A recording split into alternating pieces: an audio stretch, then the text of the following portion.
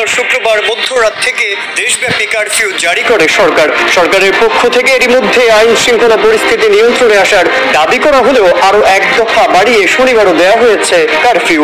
সরকার বলছে সাবধানতার কারণে এখনো কারফিউ বহাল আছে, আর যতদিন পর্যন্ত পরিস্থিতি সার্বিকভাবে নিয়ন্ত্রণে না আসবে ততদিন কারফিউ বহাল থাকবে। শুক্রবার সকাল থেকেই ঢাকা শহরে সব ধরনের সভা সমাবেশ নিষিদ্ধ করে ঢাকা মেট্রোপলিটন পুলিশ। পরে ওই দিন রাত 12টা থেকে জারি করা হয় কারফিউ। গেল বুধবার সাংবাদিকদের সঙ্গে আলাপের সময় স্বাভাবিক পরিস্থিতি ফেরত এসেছে বলে দাবি করেন বাংলাদেশ সেনাবাহিনী প্রধান জেনারেল ওয়াকারুজ্জামান। জনজীবন পুরোপুরি স্বাভাবিক হওয়া পর্যন্ত কারফিউ নিয়ে সবাইকে একটু অপেক্ষা করার আহ্বান জানিয়েছেন স্বরাষ্ট্রমন্ত্রী আসাদুজ্জামান খান। শুক্রবার স্বরাষ্ট্রমন্ত্রীর বাসভবনে আইন শৃঙ্খলা রক্ষাকারী বাহিনীর সঙ্গে বৈঠক শেষে এক সংবাদ সম্মেলনে তিনি একথা জানান।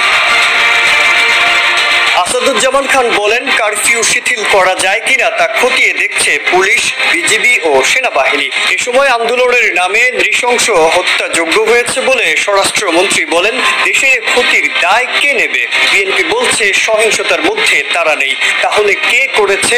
এটা জনগণের প্রশ্ন। গোটা আন্দোলনের সমন্বয়কদের আটক বা গ্রেফতারও করা হয়নি। তিনি বলেন, কোটা আন্দোলন নেতারা নিজেরাই নিরাপত্তাহীনতায় ভুগছেন। তাদের নিরাপত্তার জন্যই আইন শৃঙ্খলা বাহিনীর পক্ষ থেকে ডাকা হয়েছে।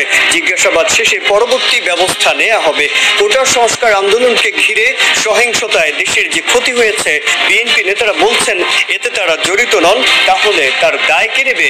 তা নিয়েও প্রশ্ন তোলেন স্বরাষ্ট্রমন্ত্রী।